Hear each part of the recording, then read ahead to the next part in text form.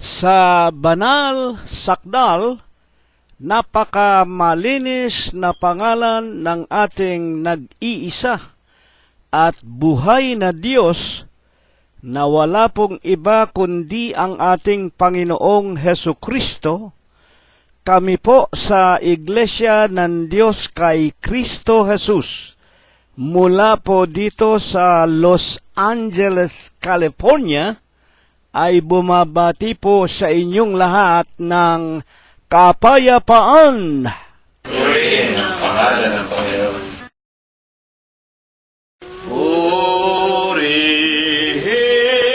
ang Diyos ng langit, sambahin at awitan. Puso'y buksan at ihain, purihin Diyos, purihin.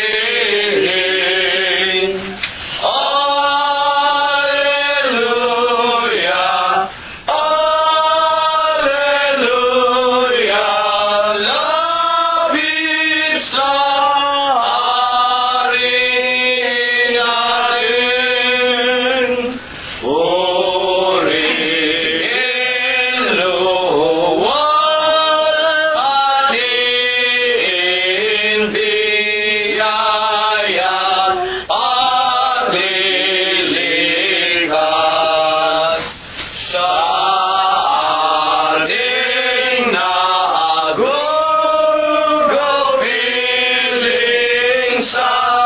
sasanay hahanguin.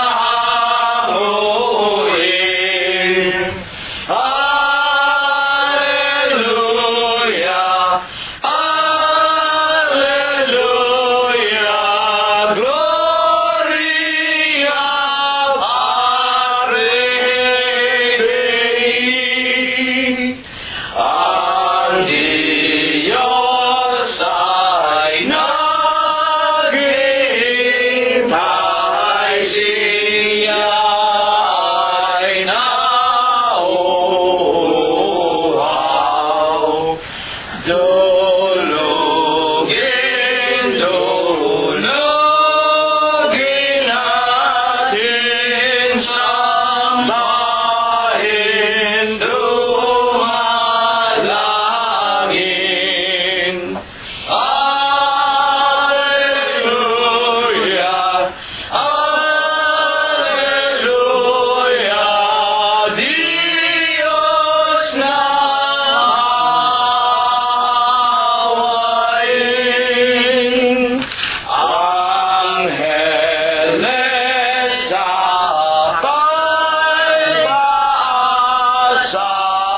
nagpupuri-purihin.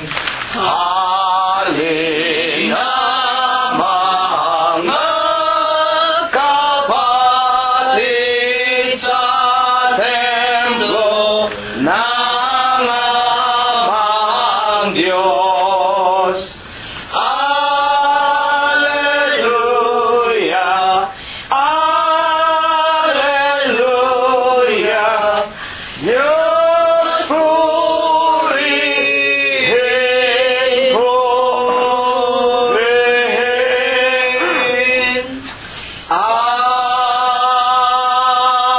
Amen. Purihin ninyo ang Panginoon. Purihin ninyo ang Panginoon mula sa mga langit. Purihin ninyo ang Diyos sa kanyang mga kaitaasan. Purihin ninyo siya, ninyong lahat niyang mga anghel. Purihin ninyo siya, buo niyang mga hukbo, mga hari sa lupa at lahat ng mga bayan, mga pangulo at lahat ng mga hukom sa lupa, mga binata at gayon din ng mga dalagang, mga matatanda at lahat ng mga bata.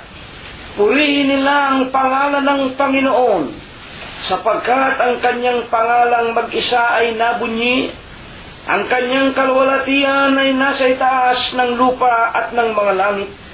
Purihin natin ang pangalan ng Panginoon. Magsiawit tayo sa Diyos ng mga bagong awit at ng kanyang kapurihan sa kapisanan ng mga banal, sapagkat ang Diyos ay nalulugod sa kanyang bayan. Kanyang pagagandahin ang kaligtasan ng mga maaamo. Purihin natin ang pangalan ng Panginoon. Purihin natin ang Diyos sa kanyang santuaryo. Purihin natin siya sa langit ng kanyang kapangyarihan.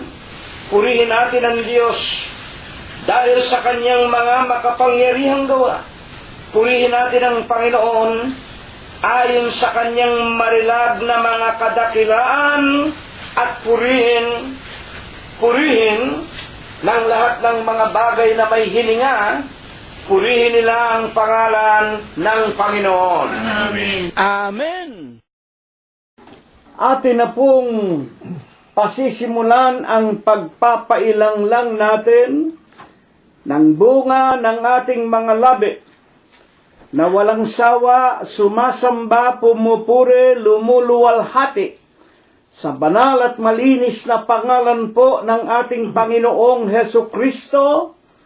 Una nating aawitin ang bilang 87 sa atin pong mga imnaryo. Doon sa krus, dugo'y nabuhos. Sana natin kanyang tinubos sa malaking pag-ibig ng Diyos. Sugo si Jesus, walhati sa Kanya, walhati sa Kanya. Dugo ni Jesus ang nag-aya, luwalhati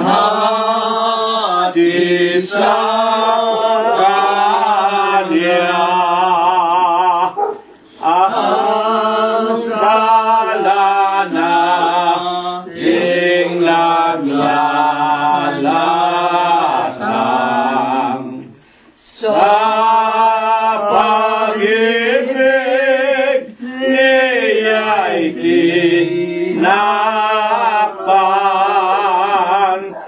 Sambahin nating pagpilitan at paglingkuran. Luwalhati sa Kanya, luwalhati sa Kanya. Dugo ni Jesus ang nag-adya, luwalhati sa Kanya.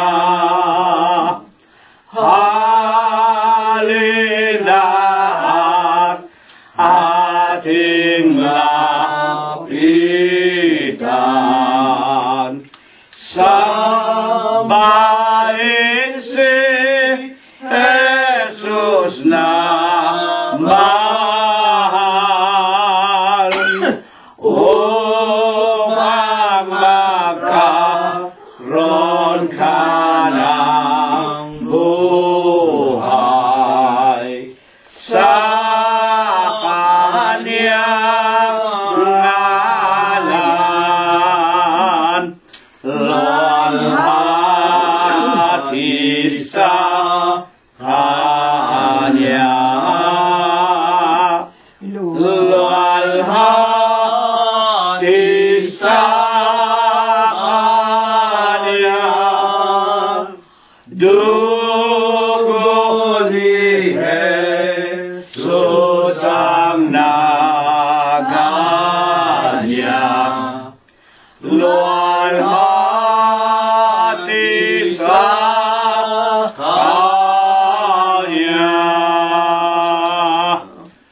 Purihin ang pangalan ng ating Panginoong Hesu Kristo. Numero 98 ang ating pong susunod na aawitin. Mga kababayan, tayo ay magsipag-aral ng aral ni Jesus sa banal na kasulatan. Ito'y suligi mo na dapat na ipamatay sa lahat ng kasamaan.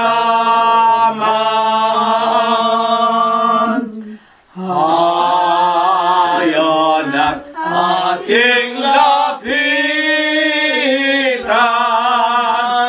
aral ng katotohanan na malaong dinagisnan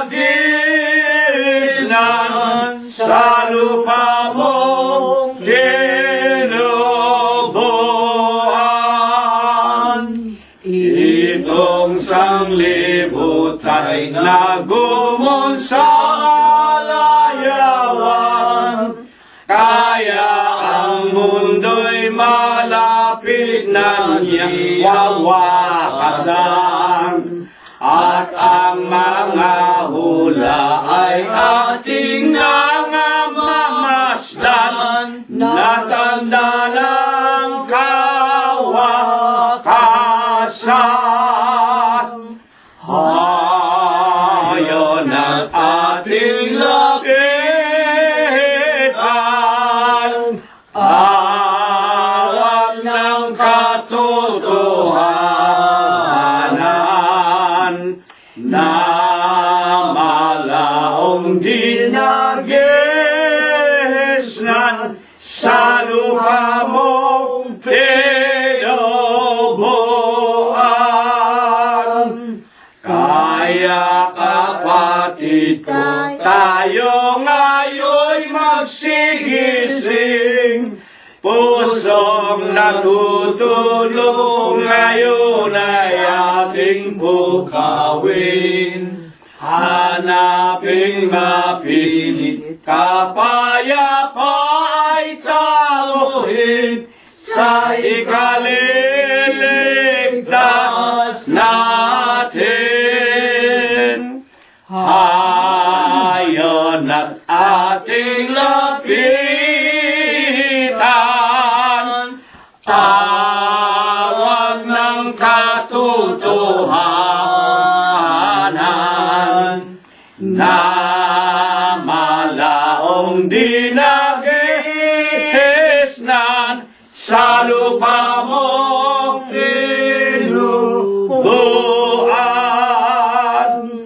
Ang Iglesia ng Diyos kay Kristo Jesus na tunay, siyang magliligtas sa taong kanyang kinahal. Dalisay na aral niya ang dapat panatilihan, walang labis, walang kulang. Hayon at aking lapitan, aral ng katotohanan na malaong dinagisnan sa lupa mong tinubuan. Purihin ang ating Panginoong Hesu Kristo. Huling awit, mga kapatid, numero 125 sa ating mga himnaryo, una at ikalimang estropa po lamang. Pagkatapos po, sama-sama nating ititiklop ang ating mga tuhod. Kapaanan mo'y nananambing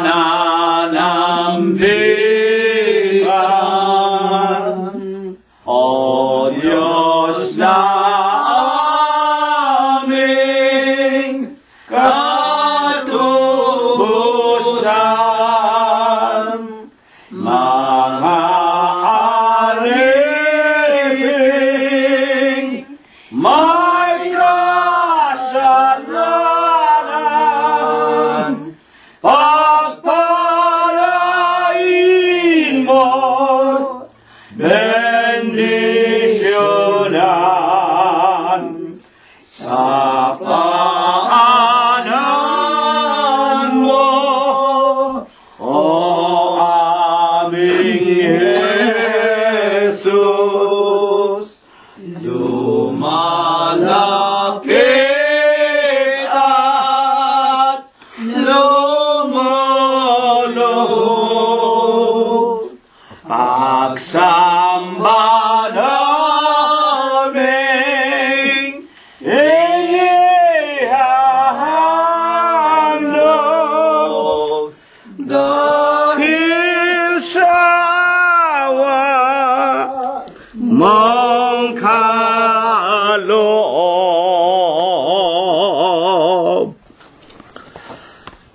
Dakilang Panginoon po naming Diyos, Amang banal na lubha ka pong kagalang-galang, ikaw po ay Diyos na sadya ka pong kapita-pitagan, nag-iisa ka pong Diyos na buhay, ikaw po ang may-ari, ikaw po ang lumalang ng lahat ng mga bagay, ang Diyos na pinakamakapangyarihan ka po sa lahat. Panginoon, na sakdal ka sa iyong pag-ibig, napakasagana mo po sa kagandahan ng iyong mga kalooban, napakadakila mo po sa iyong mga pagbibiyaya, ngunit ikaw po lamang, Panginoong Diyos, ang siyang lipos ng pag-ibig, napakabanayad sa iyong mga kagalitan. Amen. Ama, sa banal at malinis na pangalan mo pong Kristo Jesus, pagkatapos pong magpailang lang kami sa dakong ito sa Los Angeles, California, nang amin pong sama-samang tinig ng mga pag-aawitan, sinasampalatayanan po namin na maging sa bawat tirahan ng marami sa aming mga minamahal sa buhay, sa mga kapatiran namin at marami naming mga kaibigan, na bagaman sila po nangangalat sa iba't ibang dako nitong buong sanglibutan, sa pamamagitan po ng karunungan na pinalago mo po sa mga huling araw naming ito, lubusan po naming sinasampalatayanan, sila man po ay nakipagkaisa sa amin sa Espiritu, na nagtitiklop kaming lahat ng aming mga tuhod, banal at malinis mo pong pangalang Kristo Jesus. Pagkatapos pong mag-alay kami't magpailang lang sa iyong banal na harapan sa langit, ng bunga po ng aming mga labi, na wala pong sawang sumasamba at pumupuri sa iyong marangal na pangalan. Ama naming Diyos, bagaman hindi marilag ang aming mga tinig, amin pong sinasampalatayanan, tinatanggap mo po na katulad sa isang napakamasarap na samyo sa iyo pong banal na kaitaasan. Amen. Panginoon po naming Heso Kristo, sinasamba ka po namin, pinupuri ka po namin, niluluwalhati namin ang iyong kagalang-galang, ang napakamalinis mo pong pangalan, sa Espiritu mo po, at sa iyo pong kagilagilalas na kaliwanagan. Amen. Amang banal, sa 7 araw na nangakalipas po sa aming mga hiram na buhay, nalalaman po namin ang lakas ang kagalingan, maging ang lahat ng mga tinatangkilik namin, ito po ay pawang utang lamang namin sa iyong banal na kaitaasan. Amang banal sa 7 araw na nagdaan, kung hindi po kami naging karapat-dapat sa iyo, kung kami po ay patuloy pa rin nangagkakasala, nangakakalimot sa aming mga banal na katungkulan, alang-alang po sa linggo ng umagang ito, na kami po ay humaharap sa iyo at maghahandog ng aming mga pananambahan. Panginoon naming Diyos, nalalaman naming hindi karapat dapat sa iyo ang mga pagsambat panalangin ng mga taong mga nababahiran ng sari-saring mga kasalanan. Huwag mo po sanang gawing dahilan ang aming mga karumihan at mga pagkukulang upang sa linggo ng umagang ito'y hindi mo tanggapin ang aming mga pagsamba. Ama naming Diyos, alang-alang sa pangalan mong Kristo Jesus, na ikinapit mo po sa aming mga kaluluwa nang kami po'y magsisampalatay at magsitanggap ng banal na bautismo. Sa pangalan ng Ama, Anak at Espiritu Santo, sa makatwid po baga sa Iglesia ng Diyos kay Kristo Jesus, sa linggo po ng umagang ito, patawarin mo po kaming lahat sa lahat po ng aming mga nagawang mga kasalanan. Amen. Ama naming Diyos, maraming salamat po sa iyo. Una po sa lahat, pinasapit mo po kaming muli sa panibagong taong ito ng 2019 at amin pong sinasampalatayanan na patuloy mo nawa kaming kaaawaan at kahahabagan. Tutulungan mo po kami, Panginoon, sa panibagong taong ito ng aming mga hiram na buhay. Patuloy mo sanang palalakasin, pagagalingin ang aming mga lupang pangangatawan. Tutulungan mo rin po sana kaming makasumpong ng mga magagandang pintuan ng mga kabalaran upang amin pong isakabuhayan sa araw-araw. At higit sa lahat, sinasampalatayanan po namin na kung kami po'y patuloy na maglilingkod sa at magtatapat hanggang aming mga kamatayan, maglilingkod kami ng aming buong puso, buong isip at ang aming buong lakas. Panginoon po naming Diyos, patuloy mo rin po kaming iingatan at pagpapalain hanggang sa maabot po namin ang ipinangangako mo pong buhay na walang hanggan. Amen. Ama banal, nalalaman namin, ikaw po ang buhay na Diyos. Ikaw ang Diyos ni Abraham, ikaw ang Diyos ni Isaac at ni Jacob. Ikaw po ang Diyos ng iyong mga banal na propeta sa bansa ng Israel. Ikaw rin po ang tumawag sa aming mga minamahal na ama at ina. At kami na kanilang mga nangaulila, kami po'y naging mga saksi. Nalalaman namin, nakita at nasaksihan namin kung papaanong ang aming mga minamahal na ama at ina, sila po'y nagsipaglingkod sa iyo ng kanilang buong puso, buong isip, buong lakas, hanggang sa kanilang mga huling hibla ng hininga sa ibabaw ng sanglibutan. Ama naming Diyos, humihingi kami sa iyo ng kahabagan. Sa linggo po ng umagang ito, ikaw po sanang muli ang tumindig sa aming mga kalagitnaan. Ikaw po sana ang muling magturo sa amin ng iyong banal na ebanghelyo. Gamitin mo po lamang nakasangkapan ang bibig at labi ng iyong pinakamangmang at pinakahamak, wala mong kakabukabuluhang alipin. Sana po'y linisin mo ang kanyang puso, linisin mo rin ang kanyang pag-iisip, ang kanyang kaluluwa, at tulungan mo po sanang tuluyan mo na ring linisin kung ano man ang kanyang mga pagkakamali sa kanyang buhay, ng kanyang kabataan, At sa linggo po ng umagang ito, Amang Banal, kung mapakinggan namin ang kanyang tinig, bigyan mo nawa ng bisa at ng kapangyarihan na kung mapakinggan ng iyong mga tupa sa buong sanglibutan, tumubo sa kayubuturan ng kanilang mga puso, magamit nilang tulad sa isang ilawan na nagniningning sa gitna ng kadiliman, habang sila'y nabubuhay sa pagtahak sa magulong buhay dito po sa ibabaw ng sangkalupaan. Kami po ay magkaroon ng tanglaw at magkaroon din kami ng tabak na tulad sa isang tabak na may 2 talim.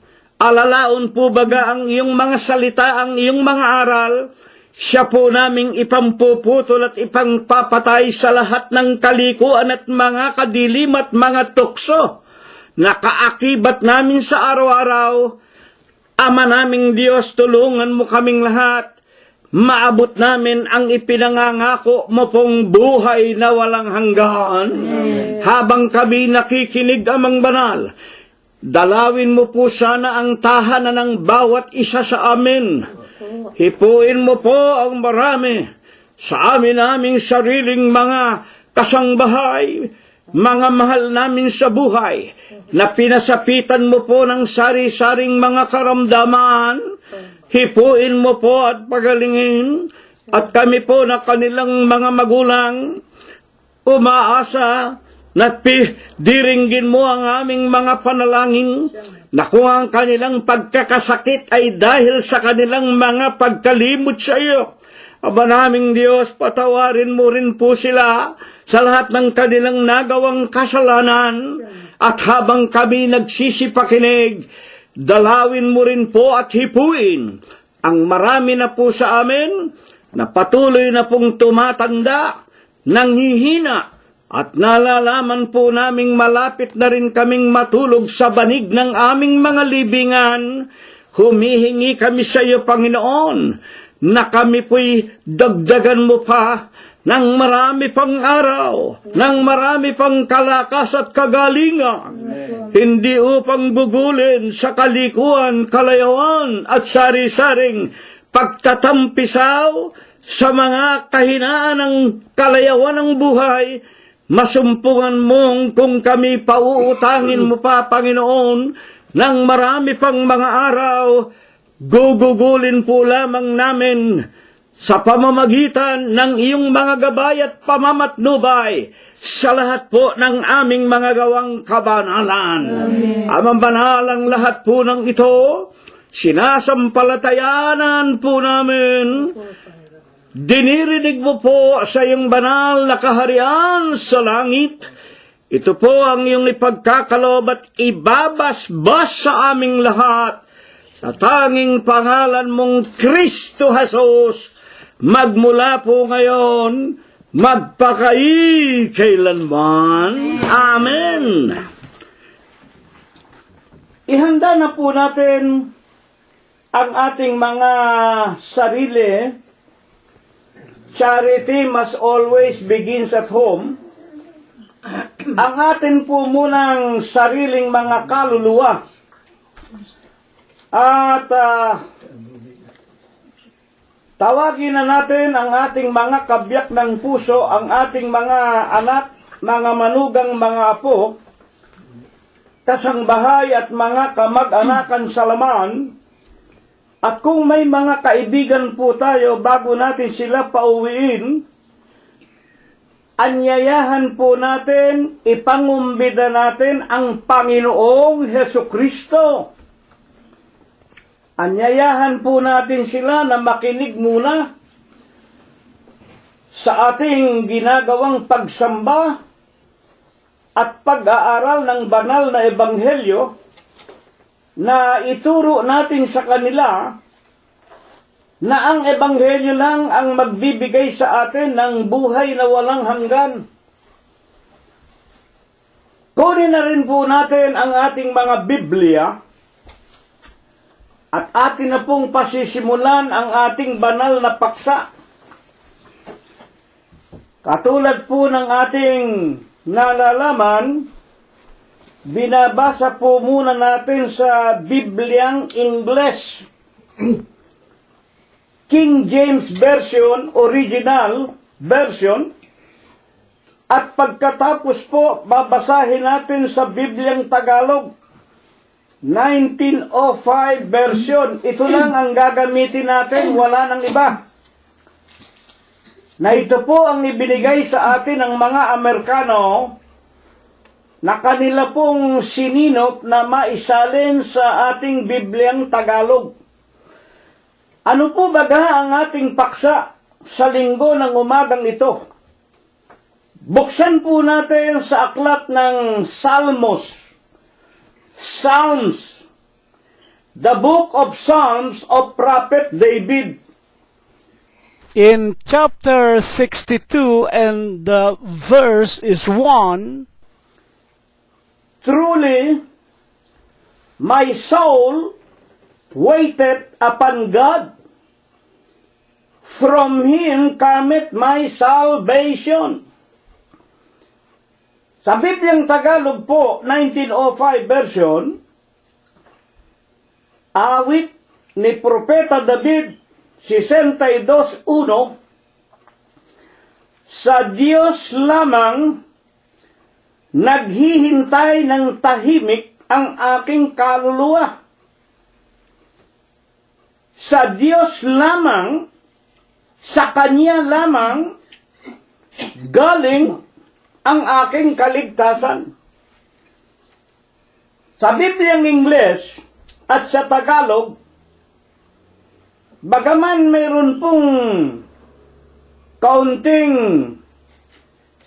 pagkakawika nga, hindi naman pagkakamali,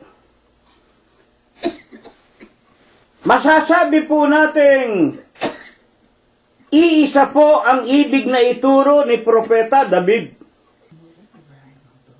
Truly, katotohanan, my soul, ang kaluluwa ko, waited upon God, ay naghihintay sa Diyos. Bakit po ang kaluluwa ni David naghihintay lamang sa Diyos? From Him cometh my salvation. Sa Tagalog, sa Kanya lamang. Makinig tayo. Ang kaluluwa ko naghihintay sa Diyos. Bakit? Sa Kanya lamang nanggagaling o nanggaling ang aking kaligtasan. Salvation. Kaligtasan. At alam natin yung salitang salvation, kaligtasan sa tinatawag na impyerno, sa ikalawang pagparito. Kaya nga, maging ang mga propeta katulad ni Propeta David, sa Diyos lang naghihintay.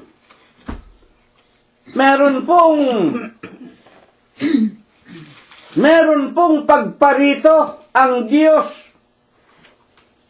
sa atin sa huling araw, sa bagong tipan. Hintayin niyong mapalad na pag-asa at ang pagpapakita ng ating Panginoong Hesukristo. Kung bakit po ang ating Panginoong Hesukristo?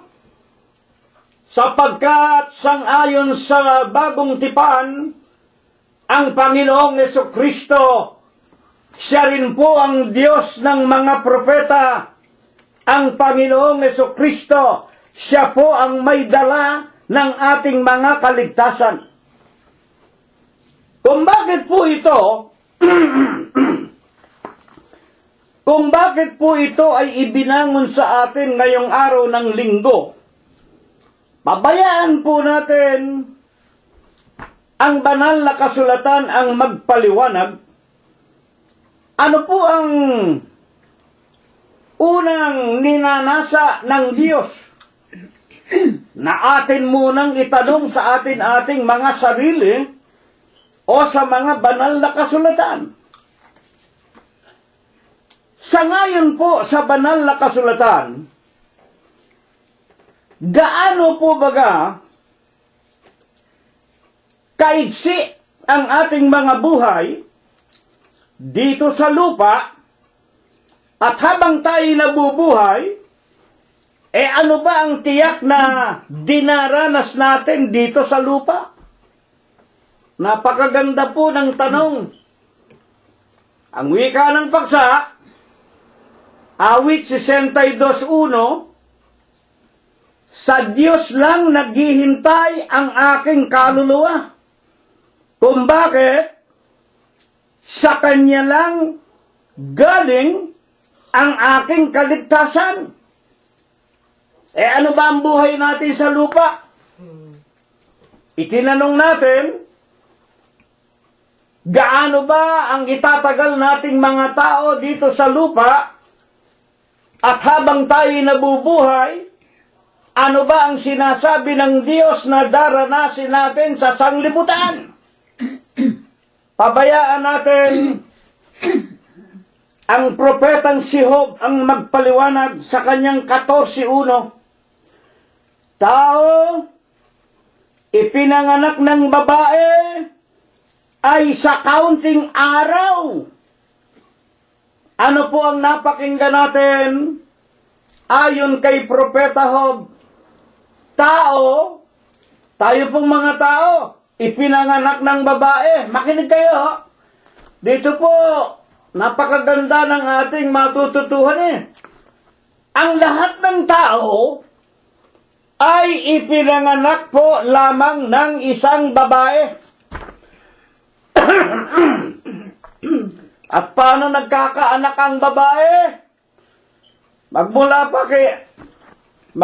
pa kay Eva at kay Adam na ating mga ninuno, ang ating pinanggalingan, magmula pa doon sa halamanan ng Eden, alam natin, napakinggan natin, at nilalang sila ng Diyos na mga lalaki at mga babae. At pagkatapos, mga kapatid, ang mga magulang natin bago nagsiping at sila'y binasbasa ng Diyos at sinasabi, ang pinapagsama ng Diyos, huwag paghiwalayin ng sinumang mga tao. Sa makatid baga, nang sila nga po ay mabasbasa na, yung tinatawag natin na santo matrimonyo, at saka lamang nagsiping si Eva at si Adam at nagkaroon ng mga anak. Ang una nga po si Cain, pagkatapos si Abel. Mga ginigiliw na mga magulang at mga tagapakinig namin. Bakit ko po ito binibigyan ng diin? Sa huling araw na ito, pinipilit po ng mga tao na kahit na babae sa babae, lalaki sa lalaki, ikinakasal, pinapagsasama. At ngayon, alam na natin, sa karunungan na rin ng mga tao, lalo na sa tinatawag na wika nga field of science, sa medisina, abay, ngayon lang tayo nakakakita na yung dalawang babae na mag-asawa, bumibili ng similya ng lalaki, at pagkatapos ipinapasok doon sa puwerta ng babae, yung tinatawag na binabae o mga tomboy, at pagkatapos nagkakaroon sila ng anak. Ito po ay taliwas sa sinasabi ng mga banal na kasulatan. Ang ikinakasal, ang magsasama, ang magkakaroon ng anak, yung pinapagsama ng Diyos, mga kapatid at mga magulang, at ang pinagsasama, ikinakasal, isang lalaki at isang babae, at yung anak sa pamamagitan ng pagsisiping ng isang lalaki at isang babae. Ngayon, ang mga tao, sobra na ang tigas ng ulo, sa kagustuhan nilang masunod yung sariling kanila, nilalapastangan nila ang tinatawag na ipinagkaloob ng Diyos sa mga tao. Kaya naman, ang natutunghan at nararanasan natin sa huling araw na ito, ang maraming mga wika nga, kapahamakan, kagibaan, na ito ang nagbabadya na nalalapit na ang kawakasan o ang ikalawang pagparito ng ating Panginoong Jesucristo. Kaya nga sinasabi ng ating paksa, sa Diyos lamang naghihintay ng mapayapa ang aking kaluluwa, sapagkat nasa Kanya, nasa Diyos ang aking pagliligtas. At ano ang buhay natin sa lupa?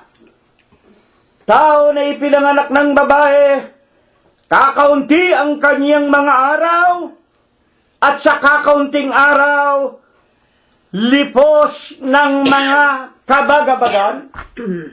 Totoo po yan.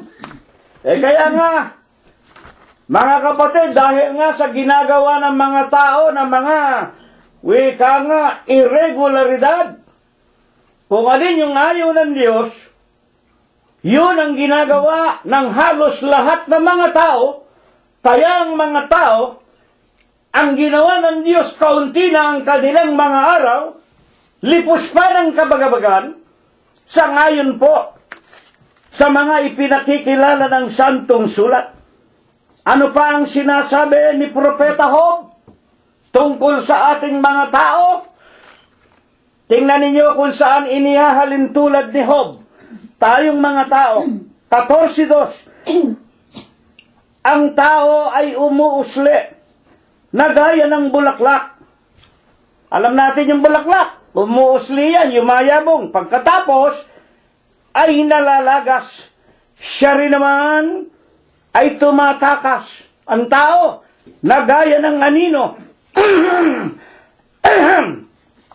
Na gaya ng anino. Tayong mga tao, tulad ng bulaklak, nalalagas, katulad din naman ng anino, hindi namamalagi. Sandali lang ang anino. Ang ibig lang ipakilala, ang tao, makinig kayo mabuti, ha? Ang pinag-uusapan, yung tao na ipinanganak ng babae. Meron nga ngayon ipinanganak nga ng babae. Pinanganak pala ng asawa ng tomboy. Yung pala, si Milya ng iba. Ayun po, wala sa banal na kasulatan. Ang babae maglilihi kapag sinipingan ng asawa. At ang sisiping, yung asawa, isang asawa lang. Ang pinapagsama ng Diyos, huwag paghiwalayin ng sino mang mga tao. Hindi kamukha ng nakikita natin ngayon. Dito nga sa Channel 5, kay Mr. Rapi Tulfo gabi-gabi makinig kayo. Karamihan ng problema na dinadala sa telebisyon ng mga mag-asawa, yung mga asawa nila, may asawa na, at saka nakapagtataka ngayon, pati babae ng lalaki. Mga kapatid, pati babae ng... sabi nga nila, natural sa isang lalaki, mambabae, sapagkat lalaki. Ang sinasabi po ng Biblia, hindi po ito natural. Ang sinasabi ng Biblia, ang natural lamang, ang sinabi ng Panginoong Jesucristo, ang natural, ang pinapagsama ng Diyos, ang ikinasal, isang lalaki, isang babae, sila lang ang magkakaroon ng anak, magsisiping sila, hindi artificial insemination, magsisiping ang ikinasal, at sila lang ang magsasama hanggang kamatayan. Only death of neither a man or a husband or a wife, ang kamatayan lang ng isa sa kanila ang makapaghiwalay ng tinatawag na pagsasama ng dalawang ikinasal ng Diyos. At kung biyudo na o biyuda, at saka lang pwedeng magpakasal pa uli sapagkat nakalagna ang tali o ang tinatawag na santo matrimonyo. Mga tuwid, ayon kay Propeta Job, tayong mga tao, kakaunti na ang aral, kukunti na ang araw, mabilis, Para tayong bulaklak na umuusbong, nalalanta, para tayong anino. Ngayon, nakita mo, mamaya wala na. Sa makatwid, ang bilis ng buhay nating mga tao, mga kapatid, at mga tagapakinig po namin. Ngayon, para lubos tayong maliwanagan, paano ipinakikilala ng Diyos na talagang ang iksi ng buhay natin sa lupa at lipos pa ng kabagabagan? Pabayaan natin ang Biblia ang magpaliwanag. Balikan natin si Propeta David sa kanyang naaklat ng mga awit 14:5. Yayamang ang kanyang mga kaarawan, makinig kayo ho, ang mga kaarawan nating mga tao, ang bilang ng kanyang mga buwan ay talastas mo, at yayamang ang kanyang kaarawan ay nangapasiyahan. May pasya. Meron ang itinakda ang Diyos sa tao. Yayamang nalalaman mo ang kanyang mga araw sapagkat iyong napasyahan. Ang ibig sabihin, tinakdaan. Ang bilang ng kanyang buwan ay talastas mo at iyong hinanggahan, nilagyan ng boundary ang kanyang mga hangganan. Bakit nilagyan ng boundary? Upang huwag siyang makaraan. Aba, hindi lang maiksi ang buhay natin. Hindi lang kakaunti ang ating mga buwan, ang ating mga taon sa lupa. Lipos pa tayo ng problema, oh. Hindi tayo makakalampas sa treguas na panahon, mamamatay tayo, hindi tayo makakasapit sa panibagong araw. Nakukuha ba ninyo ang ibig na ituro dito sa atin? Nais ng Diyos na maunawaan natin na tayo ngayon sa loob ng templong ito, kahit na tayo kakaunti, kahit na tayo ang pinakamahihirap, kahit na tayo ang pinakamangmang at walang kapurihan at karangalan sa paningin ng ating mga kapwa-tao, mga kapatid, masuswerte pa tayo. Ako, maswerte. Ang asawa ko, si kapatid na Rosita, maswerte. Si kapatid na Prospero, 83 na, maswerte. Si kapatid na Glenda, 80. Kaming dalawang mag-asawa, 76. Ang aking anak na si Joel, ang manugang kong si Malu, at ang aking apo na si BJ, masuswerte kami. Bakit? Wala pa kami sa aming hangganan, pinasapit pa tayo sa 2019, sa bakatid mapapalad tayo, bagaman kakaunti ang bilang natin, wala pa tayo sa araw katakdaan upang tayo ay mamatay na sa lupa. Naisip ba ninyo yan, mga kapatid? Ang tao raw merong boundary. Sa bakatid, buhay pa ako, nangangaral pa, salamat sa Diyos. 2019 na, wala pa ako sa boundary ko. Nakukuha ba ninyo kung bakit ito itinuturo? Mapapalad tayo. At ang wika nga, sa Ecclesiastes ni Propeta Solomon, Kapitulo 9, versikulo 4, talata na napakalimit ninyong mapakinggan, ang buhay na aso, higit na mainam kaysa patay na leon. Ay, di ba totoo yan? Kung babasahin lamang ninyo at makikinig kayo sa mga balita sa YouTube, ang dami pong mga tao, mayayaman, mga wika nga, may mga popularidad, mga celebrity. Kagabi lang, nire-revisa ko yung YouTube Ang dami mga celebrity nung isang taon namatay, cancer. Mga kapatid, ang mabata pa. Hindi sila nakalampas sa kanilang boundary. Ay, meron pa nga dyan Ang ganda babae, ang yaman-yaman. Mga kapatid, pero ngayon, Panayang iyak sa YouTube. Sana po umabot pa ako ng 8 taon pa. Tingnan ninyo ang buhay ng tao.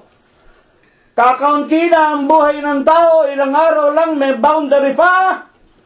Lipos pa ng kabagabagan. Kung manonood kayo sa kasalukuyang kalagayan ng mga Pilipino sa Pilipinas, mamamangha kayo't magugulat sa kahindik-hindik na kalagayan ng marami nating kababayang mga Pilipino. Kapatid, sa kagustuhan ng mga pinuno, mga politiko sa Pilipinas na pagandahin ang Pilipinas, yung mga dating naghahanap buhay sa mga kalye, nagbubunot, nagbabanat ng buto, nagpapakahirap, nagbubuhat ng kanilang mga paninda para meron lang maisakabuhayan. Pag nahuli ng mga pulis, kinukuha ang kanilang mga paninda. Mga kapatid, pinalalaya sila para pagandahin na ang Pilipinas, pagandahin na ang Maynila. Saan mo dadalhin yung mahihirap na yan? Pumunta kayo sa Baseco, doon lang ako nakakita. Mga kapatid, ang mga tao, nilalangoy. Alin, yung kanal, para makakuha ng mga bote, makapulot ng mga bakal, makakuha ng mga aluminyo. Isipin mo, lalanguyin mo ron sa napakaruming kangkungan na puro basura. Para magkaroon lang sila ng tinatawag na maibebenta, pambili ng kanilang kakainin. At sa Pilipinas, makikita mo, ang mga babae, ang mga lalaki, ang mga bata, lalo na, nag-aabang doon sa likod ng malalaking restaurant sa Dewey Boulevard at doon sa Quiapo. Pagdating ng hating gabi, itinatapo ng mga restaurant yung kanilang tira-tira, yung mga fried chicken na tira-tira ng kanilang mga customer, yung mga bata, yung mga ina, mga ama, nag-aagawan. At pagkatapos, ipinakita pa, inaadobo ng nanay namin yan. Yan ang pagkain namin. At yung natitira, ibinebenta pa ng nanay namin. Kaawa-awa, kahindik-hindik. Kalunos-lunos ang kabuhayan ng ating mga kababayan sa Pilipinas. Mga kapatid, samantalang ang mga mayayaman, samantalang ang mga maikaya, ang mga celebrity, mga kapatid, namumuhay ng napakasarap na paraan ng pamumuhay. Gayunman, masasabi ko, meron din naman na mga nakatataas na tumutulong sa mga mahihirap. Mga kapatid, ngunit ang pinag-aaralan natin dito, in general, ang lahat ng mga tao, mayaman man, mahirap man, kakaunti ang kanilang buhay, meron silang bandere, hindi sila makalalampas, mga kapatid, at yung kaunting mga araw nila sa lupa, lipos ng problema, mayaman man, mahirap man, lipos ng kabagabagan. Sang-ayon sa pagkakaturo ng mga propeta. Ngayon, tunay po baga na talagang ang mga bagay na ito ang nakikita natin sa ating mga buhay at talagang merong hangganan. At ngayon, ito bang hangganan na ito? Ito'y magandang tanong. Mga kapatid at mga magulang, kung magbabasa kayo ng Biblia doon sa Genesis, nakikita natin yung mga ninuno natin Meron pang tinatawag na inaabot ng halos 1,000 taon Huwag na nating banggitin si Abraham, si Sarai, 99 years, 99 years, at sila'y nabuhay ng kung ilang mga kapatid, pupo din naman ang mga taon. Pero sa Biblia, merong inaabot ng 900 years noong araw. Pwede ako nagkakamali, ang isang propeta na ang pangalan si Seth. Almost 1,000 years, pinakamatanda. Noong ako'y bata, yan daw ang tinatawag na Samuel Bilibid. Hanggang ngayon daw, nabubuhay pa yan. Yan mga kasabihan ng mga Katoliko. Nabubuhay pa raw yan at walang kamatayan. Ang ibig sabihin, noong araw, ang haba ng buhay ng mga tao. Ang itatanong natin, kapatid na si Rilo, Kung nung pasimula ng Biblia, ang mga tao mahahaba ang mga buhay, kailan ba tinakdaan ng Diyos na magkaroon ng boundary ang buhay nating mga tao? Mga ginigiliw na mga magulang, pabayaan natin ang Biblia ang magpaliwanag. Genesis 6:1. At nangyari, nang magpasimula na dumami na ang mga tao sa balat ng lupa, at sinabi ng Diyos, ang aking espiritu ay hindi na makikipagpunyagi sa mga tao magpakailanman, sapagkat siya ay laman. Puputulin ko po muna, ito pong pagkakataong ito, alam natin, no? Nung araw talaga, kung hindi nagkasala si Eva at si Adam, wala po sanang kamatayan eh. Alam po ninyo, bagaman si Eva at si Adam, kung halimbawa hindi niya pinitas yung bunga ng pagkakilala ng masama at mabuti, at ibinigay kay Adam, siguro hanggang ngayon, tayo na mga tao, na mga nanggaling kay Eva at kay Adam, siguro, hanggang ngayon, nandun pa tayo sa halamanan ng Eden at wala tayong kamatayan. Yan talaga ang nais ng Diyos. Kaya nga, sa lahat ng nilalang, tayo lang tao ang kalarawan ng Diyos.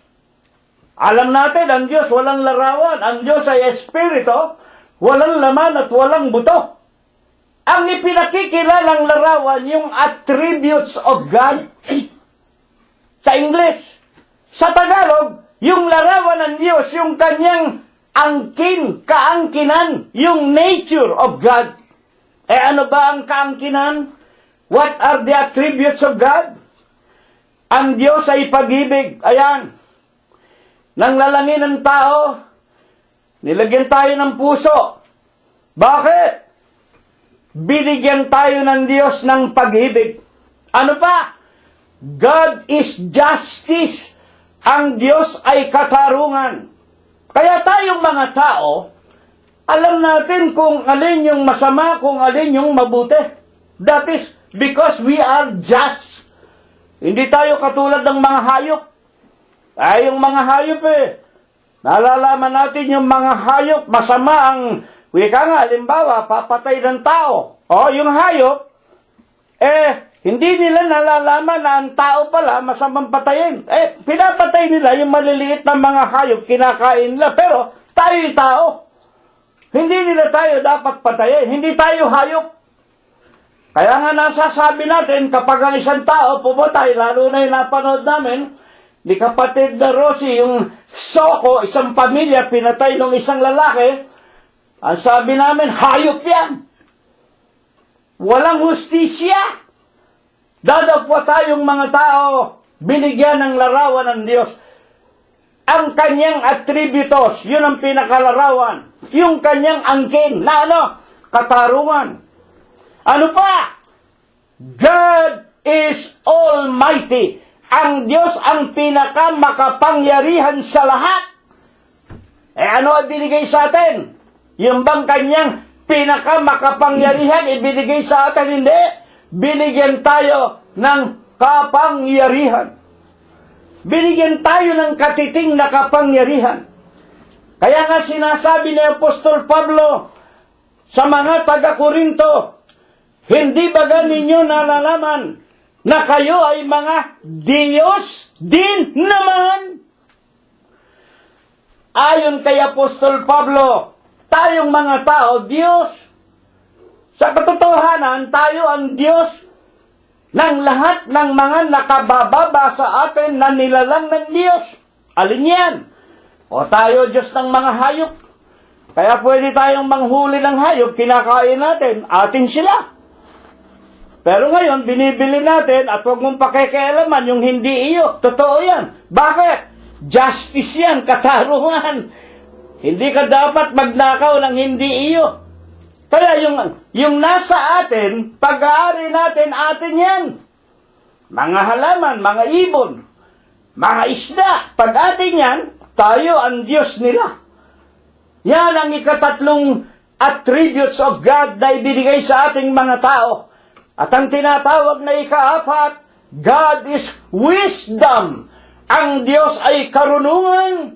Paano pinatunayan na binigyan nga ang tao ng karunungan?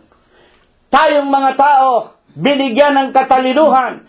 Sa lahat ng nilalang, ang tao lang ang marunong magbasa.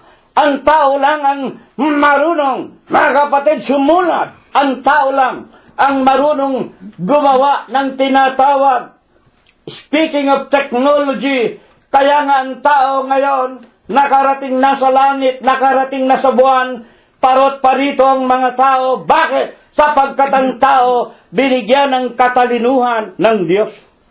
Mga kapatid at mga magulang. Ngayon, sa ikapagpapatuloy ng pag-aaral, hindi na nga ika ang wika ng Diyos. Ako pupunyagi sa mga tao. Ito po'y pagkatapos na si Eva at si Adam ay magkasala. Nang magkasala sila'y pinalabas ng halamanan at ng Eden.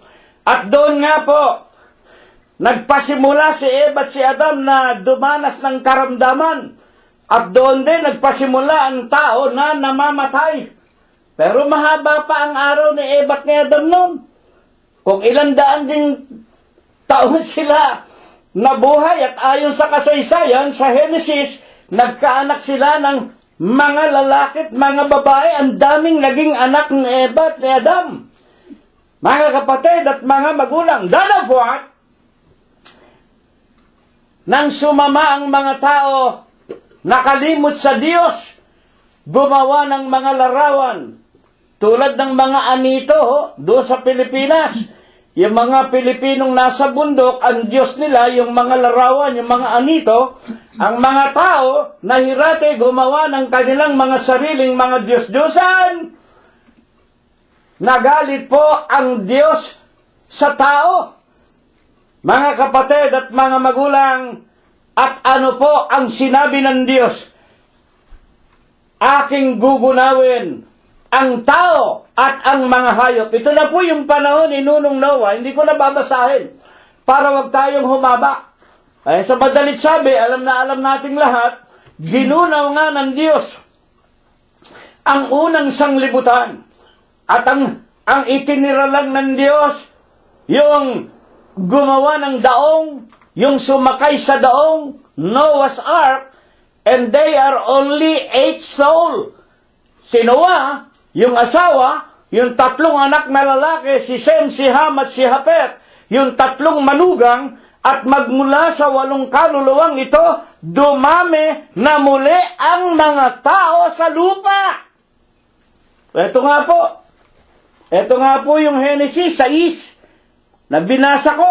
At nangyari, nang magpasimula na dumami ang mga tao sa balat ng lupa, sinabi ng Panginoon, ang aking espiritu hindi na makikipagpunyagi sa tao magpakailanman, sapagkat siya man ay laman. Gayunman, eto na, makinig kayo.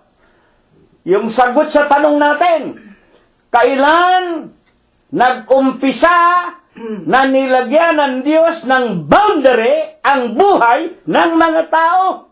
Gayunman, magiging 100, 100, at 20 taon, 20 years, ang kanyang mga araw, mga kapatid, sang-ayon sa ipinakikilala ng Santong Sulat. Nang matapos ang baha, dumami uli ang mga tao, sinabi ng Diyos, ay hindi ko nagugunawin pa muli. Ang wika ng Diyos, ay hindi na ako makikipagpunyagi. Hindi sinabing hindi gugunawin, no? Hindi na ako makikipagpunyagi. Hindi na siya makikipagwika nga, bali taktakan sa mga tao sapagkat siya ay laman din naman. Gayunman, I will cut his days into 120 years. Kuha na ninyo mga kapatid. Ang tao, magmula noon hanggang ngayon, 120 years. Kapatid na Cirilo, sabi mo, ang boundary, 120 years. Bakit yung tatay ko, 73 years lang, namatay na. Mga kapatid at mga magulang. Yun ang boundary ng tatay natin. Halimbawa, tatay ko namatay 73 years. O halimbawa ako, 76 na ako ngayon. Baka, wag naman loobin, wag po sana muna. Baka mamaya mamatay na ako pagkatapos ng pagsamba natin. Ito pala ang boundary ko rin. Diyos ko, wag po muna. Ito pong 120 years na sinasabi ng Diyos. Ito po ang ultimate. Ang ibig ipakilala dito, from 1 year, ipinanganak ang tao, up to 120, each of any year there, mga kapatid, yan ang boundary natin, pero hindi tayo lalampas up to 120 years. Nakuha na ninyo? Kaya nga hanggang ngayon may nababasa tayo. 106 years, 110 years, buhay pa. Pero meron na ba kayo nabasang umabot ng 120 years? Wala po. Sa Biblia may nabasa ako. Sino? Si Moses. Si Moses ang unang example.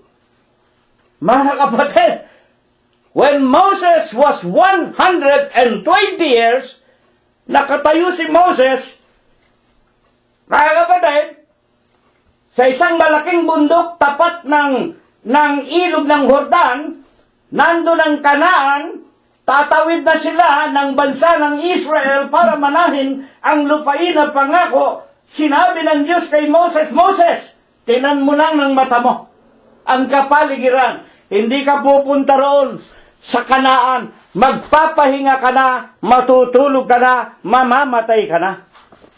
Siya ang unang nakita kong example na talagang ang tao maaaring umabot ng 80 years, 105 years, 116 years, but you will not pass 120 years. Naintindihan ba ninyo mga kapatid na nakikinig? Kaya sana loobin ng Diyos, ako'y umabot ng 120, kaming dalawang mag-asawa. At kung maaari, umabot pa kami sa langit. Sa ikalawang pagparito ng ating Panginoong Jesucristo. Kung loloobin. Ngayon, anong ibig sabihin nito? Alam po ba ninyo, sa ating mga tao tayo, we are men, we are not God. Ibig kong malaman ninyo, ang daming obispo, ang daming leader ng relihiyon. Gagamitin ko ng example, si Mrs. Ellen White. Nagtayo ng Iglesia Adventista del Sétimo Día. During their days, hindi ko na matandaan yung exact years. Nang kapanahunan ni Mrs. Ellen White, lagi silang humuhula. Di ko malaman, meron yata 5 ulit humula. Darating na ika ang Kristo. Itong araw na ito, itong oras na ito, yung mga membro, pumunta na sa mga bundok. O kayo mga Sabadista, huwag kayong magagalit ha. Nabasa ko lang ito sa libro ni Mrs. Ellen White. Sa libro ng mga Sabadista. Mag-aral naman kayo, magbasa kayo. Ba ilang ulit na humula, darating na raw ang Kristo. Tuwing uhula si Mrs. Ellen White, yung mga tao, iniiwanan yung bahay sa syudad, pumupunta sa bundok, doon ka tayo magkakatipon, doon ka natin sasalubungin ng Kristo. Ilang ulit siya. Hanggang ngayon, 2019 na, buhay pa tayo. Mga kapatid, wala pa ang Panginoong Jesucristo. Ay sa Pilipinas, ang dami ring humula niyan.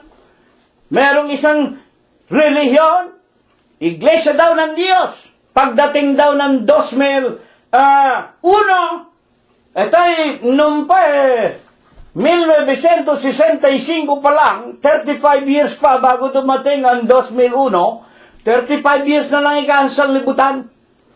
Mga kapatid, humula yung iglesia na yan. Ano nangyari? 2019 na, buhay pa tayo, hindi pa dumarating ang Kristo. Ano po ibig sabihin nito? Iba po, makinig kayo mga kapatid, magtiis tayo. Iba po ang ibig, iba po ang kalendaryo nating mga tao. Iba ang kalendaryo ng Diyos.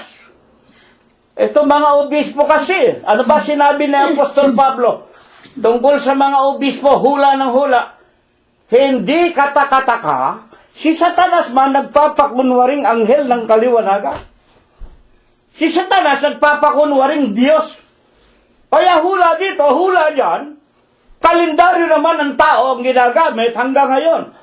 Mga kapatid at mga magulang, hindi pa dumarating ang Kristo, ba't pangungunahan mo ang Panginoong Jesucristo? Bayaan mo siya. Ang importante, naglilingkod tayo anytime dumating ang Diyos, makita niya. Kamukha na sinabi ng Panginoon. Mapalad ang isang alipin na kung dumating ang kanyang Panginoon, masumpungan siya na gayon ang kanyang ginagawa. Naglilingkod.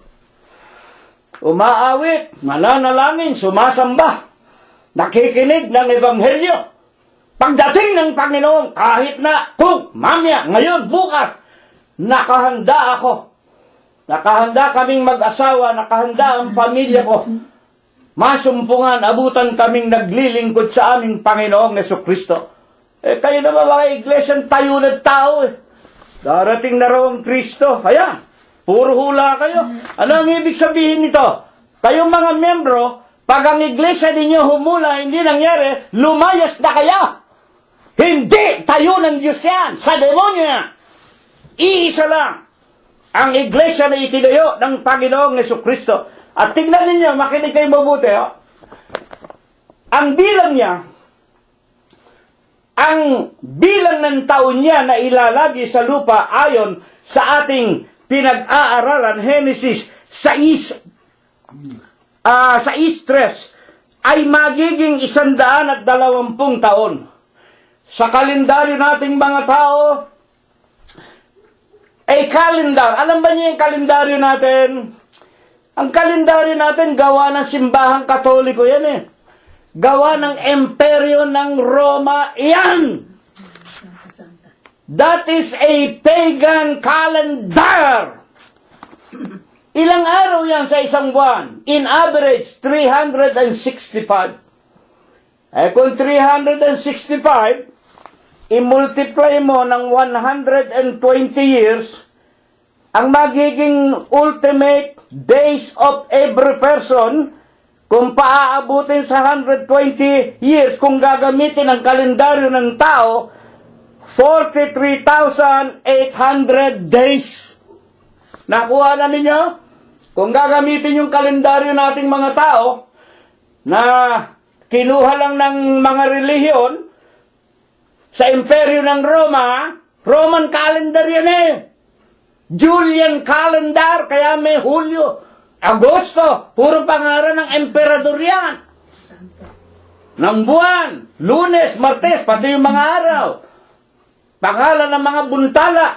Dahil mga pagano nga ang pinanggalingan yan, hindi po yan ang kalendaryo ng Diyos. So therefore, we are only allowed to live if we are going to use the pagan calendar of Rome, 43,800 days ngayon. Hindi ko na kailangan pagkaabalahan pa kung ano ang kalendaryo ng Diyos. Bakit? Pagka nalaman ko ang kalendaryo ng Diyos, kahalintulad na rin ako ng Diyos. Mga kapatid at mga magulang, kung ang ating Panginoong Jesucristo nang magkatawan tao, ano sabi? Pilipos 2:5, magkaroon kayo sa inyo ng pag-iisip, na ito'y na kay Kristo Jesus din naman. Na siya, bagaman nasa kalagayang Diyos, hinubad niya. Inalis niya. Diyos na siya, Inalis niya yung kanyang pagka-Diyos. Nakitulad sa alipin sa isang tao at nasumpungan, masunurin, hanggang kamatayan sa cross. Kaya naman siya, lalong dinakila, binigyan ng pangalan, Kristo Jesus. Ang ibig ko sabihin, kung yung Panginoong Jesucristo nang lumagay sa kalagayang tao, yung pagka-Diyos, sinubad niya, ako, tao lang, ayaw kong isuot ang kalagayan ng Diyos. Ayaw kong malaman. Hindi ko alam yung kalendaryo mo, Panginoon Diyos. Ngayon, ayon kay Apostol Pedro, alam ba nila ang kalendaryo ng Diyos? Makinig kayo, napakaganda nito. Makinig kayo. Ano sinasabi ng mga apostol tungkol sa kalendaryo ng Diyos? Ikalawang Pedro, Kapitulo 3, versikulo 8. Dadapwat, huwag ninyong kalilimutan, mga minamahal, ang isang bagay na ito. Na ang isang araw, makinig kayo, sa atin yung isang araw, base sa kalendaryo ng paganong Roma, ang isang araw ay 24 hours. Sa Diyos, huwag ninyong kalilimutan ang isang bagay na ito, mga minamahal. Ang isang bagay o ang isang araw sa Panginoon Diyos, katulad ng 1,000 taon. At ang 1,000 taon ay katulad ng isang araw. Kalendaryo ng Diyos. Kaya nga kung gagamitin natin yung kalendaryo Romano, 365 days a year, multiply by 120 years, kung loloobin at mabubuhay tayo ng ganong katagal, 48,000, mga kapatid, 48,000 days, ang ilalagay natin sa lupa, 48,800 days. 48,800 days. Isang araw sa Diyos. Ang isang araw, ang 1,000 taon sa tao, isang araw sa Diyos. Gaano lang yun? Gaano lang sa Diyos yung araw, taon natin dito sa lupa, kalendaryo ng tao. Baka wala pang isang tuldok yun. Kaya ang bilis ng araw, ang bilis ng mga panahon, mga kapatid at mga magulang, sapagkat mabilis sa Panginoon Diyos ang mga araw at mga taon, sapagkat sa Kanya, ang 1,000, 1 millennium in man is only 1 day unto God. Isang araw lang sa Diyos. Ngayon, kung ganyan kabilis ang buhay natin, parang anino lang, dumaan ngayon, mamaya wala na, yan ang buhay natin, ang mga huling katanungan natin. Sino po ba naman? Ito, parati itong pinag-aawayan Lalo na itong mga iglesia ng diksyonaryo ng Biblia, at saka itong mga ink ni Felix Manalo. Parati silang may diskusyon. Kahit na sa Facebook, kahit sa radyo, kahit na sa mga magazine, nakaw. Parating nagdidiskusyon yung dalawa na yan, Iglesia ni Manalo at saka si Eddie Soriano. Alam po ba ninyo ang laging pinagtatalunan? Who is God? Or Jesus Christ is God? Sino ang Diyos? O Diyos baga si Kristo Jesus? Etong ating paksa, balikan natin. Awit, 62:1. Sa Diyos lamang naghihintay ng tahimik. Ang ibig sabihin, panatag na panatag, walang problema, hinihintay ko ang ng aking kaluluwa, ang Diyos. Bakit? Sa Kanya galing ang aking kaligtasan. Ang tanong natin, sino ba itong Diyos na ito? Buksan natin ang San Juan. Pabayaan natin ang mga apostol ang magpaliwanag. 16:33. Ayon sa ating Panginoong Jesucristo, ang mga bagay na ito ay sinalita ko sa inyo. Putulin ko po muna.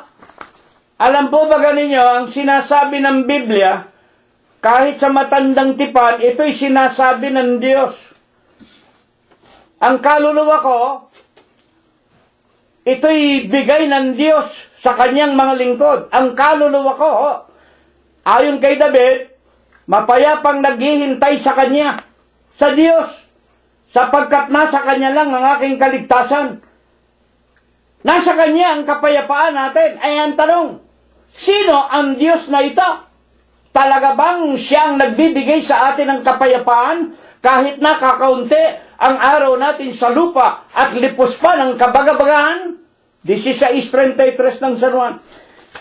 Ang mga bagay na ito'y sinalita ko sa inyo upang kayo'y magkaroon sa akin ng kapayapaan. Ito na. Alam po ba ganinyo? Kung tama yung ipinakikilala ng mga iglesia ni Manalo, na si Kristo'y tao at ng ibang relihiyon na si Kristo'y tao lang o propeta lang, hindi tayo magkakaroon ng kapayapaan kay Kristo.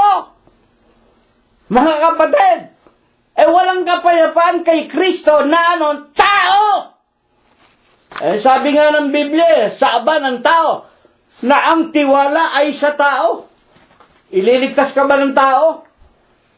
Alam po ba ninyo kung bakit pa ito ibinangon sa atin? Ngayon po ay 2019 na. Ang daming iglesia, ang daming relihiyon. Tinatawagan nila yung mga patay na mga tao. Halimbawa, yung mga Buddhist. Yung Buddha. Matagal na pong patay si Buddha. Yung mga, wag naman magagalit, Yung iba, tumatawag pa ron kay Muhammad. Sa kanila, mas makapangyarihan si Muhammad kaysa kay Kristo. Mga kapatid at mga magulang. Yung iba naman, ayan, dediretsahin ko na, ang Iglesia Apostolika Katolika Romana, unang tinatawagan, si Mama Mary, Mother of Christ. Pray for me. Pray for me, Mother of Christ. Ang bawat bansa may kanya-kanyang iniidolo. Sa Pilipinas, may Filomena, merong tinatawag na Senator Lorenzo Ruiz, o sino-sinong mga patay na tao. Tinatawagan din nila ang mga papa sa Roma. Tinatawagan din nila ang mga monsenyor, kardinal, kung hinahalikan pa nila yung mga kamay nito. Itong mga buwisit na ito, patawarin ako ng Diyos, talaga nakakabanas. Mga kapatid, at sabi ng Biblia, sa aba ng tao, ang tiwalang sa tao, tumitiwala kayo kay Mama Mary, tao yan. Tumitiwala kayo kay Pedro, tao yan. Tumitiwala kayo sa mga papa sa Roma, tao yan. Sa aba ninyo, sumpa ang ibibigay sa inyo ng Diyos. Mga kapatid, sino lang ang may kapayapaan? 33 ng 16 na Juan. Ganito po ang sinasabi. Ang mga bagay na ito'y sinasalita ko sa inyo upang kayo magkaroon sa akin, kay Kristo, ng kapayapaan. Sa sanglibutan, mayroon kayong kapighatian. Ngunit laksan ninyo ang inyong loob. Aking dinaig ang sanglibutan. Amen. Alam ba ninyo ang ginawa ng Panginoong Jesucristo? Kung magsasalita nito ngayon, halimbawa ako, Cirilo Gonzalez Jr., kayong mga nakikinig, sa akin meron kayong kapayapaan. Sa sanglibutan, puro kayo problema. Sumama kayo sa akin, dinaig ko ang sanglibutan. Papatayin ninyo si Cirilo. Ipapako ninyo, mga kapatid, kamukha ng Panginoong Jesucristo. Sapagkat ikaw, bagaman ikaw ay tao, nagpapakunwali kang Diyos. Ang ibig sabihin, ang Diyos lang ang makapagliligtas sa mga tao. Nasa Diyos lang ang kapayapaan. Mga kapatid, ngayon, itong Panginoong Jesucristo, meron ba tayong makikitang siya nga ang Diyos? Patunay ng Biblia? Ay bayaan natin ang mga apostol magpatuloy. Basahin natin ang 14:1. Kanina, San Juan 16:33, sa sanglibutan marami kayong kapighatian. Aking dinaig ang kapighatian. Sa akin meron kayong kapayapaan. Kay Kristo. Bakit? 14:1. Juan, magsisampalataya kayo sa Ama. Magsisampalataya din naman kayo sa akin. Kay Kristo. Bakit? Ako at ang Ama ay isa. Ayan. Period na. Period. Ay, ang sama naman. Itong mga iglesia ni Balalo at saka itong mga diksyonaryo ng Biblia, alam po ninyo, kaya gustong-gusto nila may diskusyon, that is where they earn their revenues. Ay gusto ng tao yan eh. Parang sabong. Mga kapatid, habang nagdidiskusyon, dumadami ang membro. At habang dumadami ang membro, lumalakas ang abuloy. Mga kapatid, parang kung nila yan. Parang advertisement nila. Lagi mong nakikita, lagi mo napapakinggan. Ang sarap makinig eh. O isipin mo, pagkatapos may nabalitaan ka, yung ministro ng kabila, nakamotorsiklo, dinaanan ng tandem, pum! Patay. Nasa Nasa YouTube yan.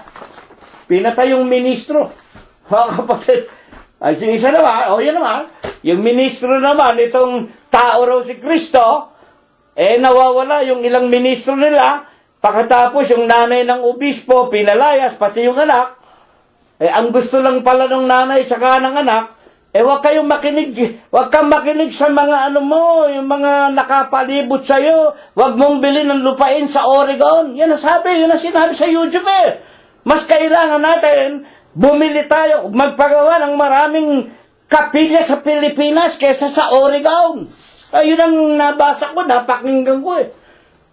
Ano ang doon? Libelo doon. May libelo ba doon? Wala. Inuulit ko lang yung balita. Mga kapatid, hindi po kami ganyan. Wala tayong diskusyon dito. Para ma-perioda na natin, si San Juan din nagsabi, 8:24 at 27 ng San Juan, mamamatay kayo sa inyong kasalanan. Pag hindi kayo sumampalataya, ako nga siya. They understood not that Jesus spake to them of the Father. Hindi nila naunawaan. Ang sinabi sa kanila ni Jesus, mamamatay kayo pag hindi kayo sumampalataya, ako rin ang Ama. I and the Father are one. Period. Wala na pong debate. Wala nang debate. Ngayon, mga kapatid at mga magulang, bakit po, mga huling katanungan natin, ayon kay Propeta David, na sumulat po ng ating paksa. Ang ganda po ng paksa natin eh. 62:1 ng awit, sa Kanya lamang, sa Diyos lamang, naghihintay ng tahimik ang aking kaluluwa. Sa Diyos lang, sa Kanya galing ang aking kaligtasan. Bakit sa Diyos lamang? Bakit sa Panginoong Jesucristo lamang? Dediretsuhin ko na. At hindi sa kanino man Diyos. Hindi sa Diyos ng mga Katoliko. Hindi sa Diyos ng mga manalista.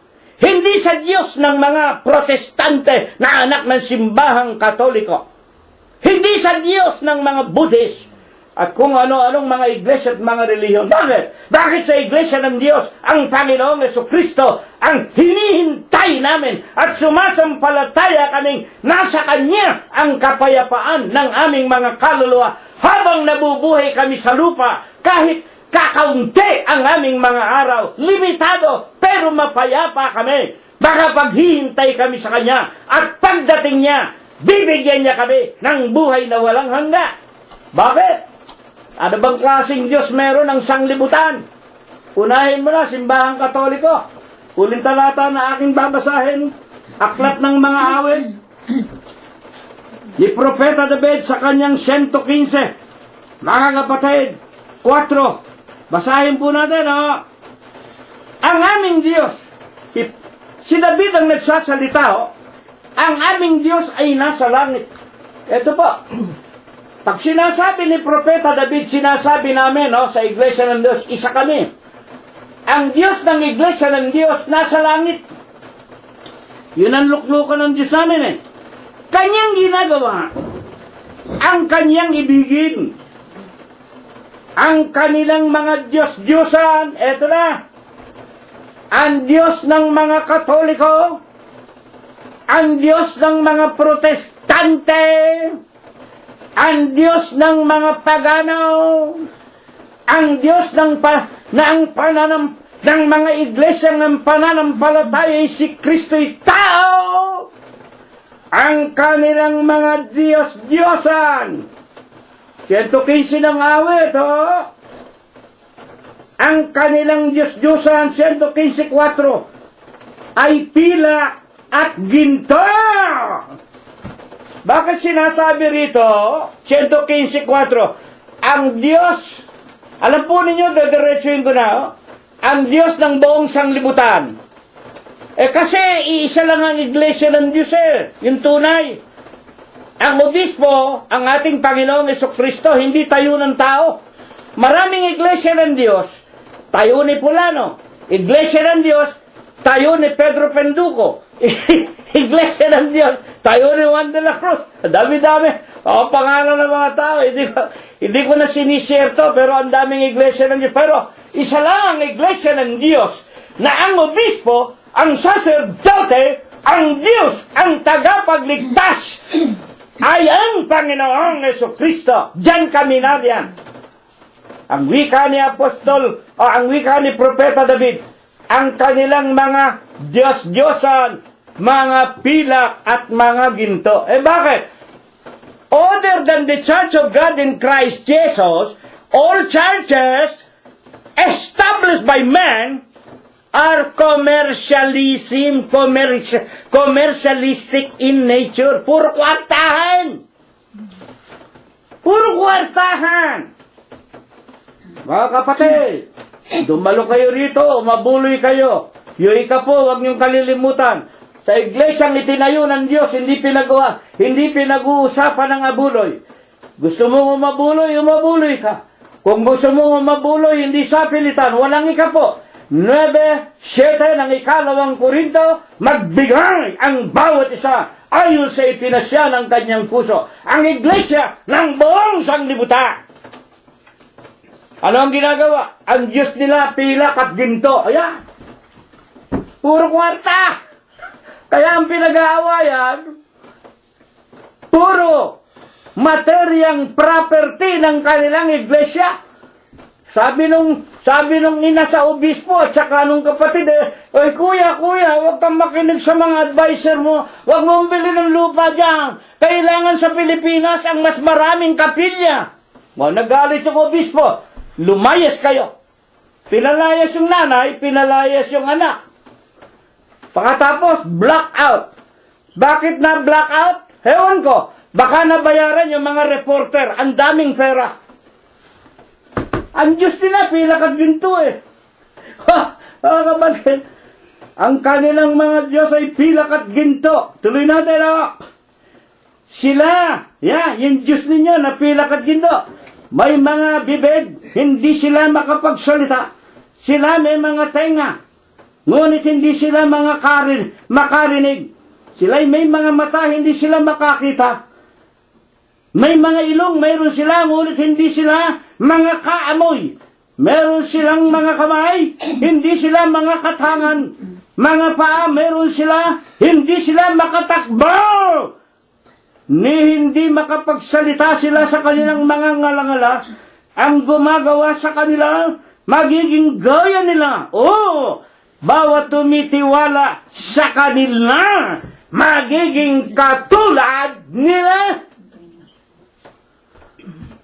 Ayan, kaya mga miyembro ninyo, pangaralan mo man, basahan mo man ang Biblia, iglesia lang ng Diyos kay Kristo Jesus, itinayo ng Panginoong Jesucristo.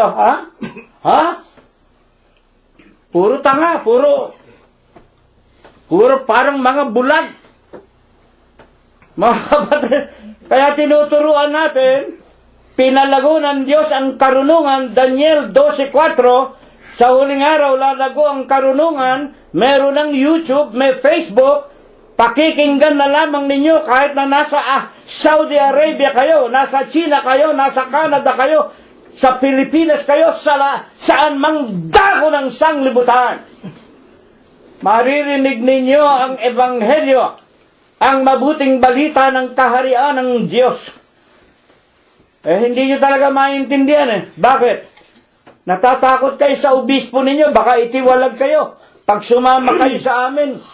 Natatakot kayo sa inyong mga diakon at diakonesa. Alam niyo, yung mga iglesia na yan, nanggaling kami dyan Magpapadala ng kanyan, kunyari, tutulungan ka ng diakonisa, tutulungan ka ng... Yung pala, naghahanap lang na ikasisira sa inyo. Kaya yung mga iglesia na yan, puro chismes. Kapatid at mga magulang. Kaya nga dito, ang ganda ng ating aralin. Ang wika ng ating paksa, 62:1 ng awit. Sa Diyos lamang maghihintay ng tahimik ang aming kaluluwa. Sa Kanya lamang. Sino yung Kanya? Sa ating Panginoong Jesucristo. Sa Kanya manggagaling ang aming mga kaligtasan. At kung kailan darating ang Panginoong Jesucristo, unang Tesalonica Kapitulo 4, versikulo 15 hanggang 17. Ganito po ang sinasabi, hindi ko nababasahin. Ang Panginoon din ang bababa na galing sa langit. May tinig ng arkanghel, may pakakak ng Diyos. At kung magkagayon, ito yung kanyang ikalawang pagparito, yung iniintay natin, no? Kung magkagayon, ang nangamatay kay Kristo Jesus, unang mabubuhay na maguli sa mga patay. Sa araw na yon, pagdating ng Panginoon, magliliwanag ang sanglibutan. Makikita natin bumababa ang Panginoon kasama ang kanyang laksa-laksang mga anghel. Nako, napakaganda, ang gandang tignan. Sana buhay pa ako pagdating ng kanyang ikalawang pagparito. At ang mga nangamatay sa kanya, halimbawa, yung tatay ko, nanay ko na naglingkod sa Panginoon, unang mabubuhay na maguli, yung kanilang mga libingan, mababaak yung kanilang, yung mga nicho sa libingan. Mga puntod. Yung mga puntod, magigiba. Tatayo ang tatay namin, ang nanay namin.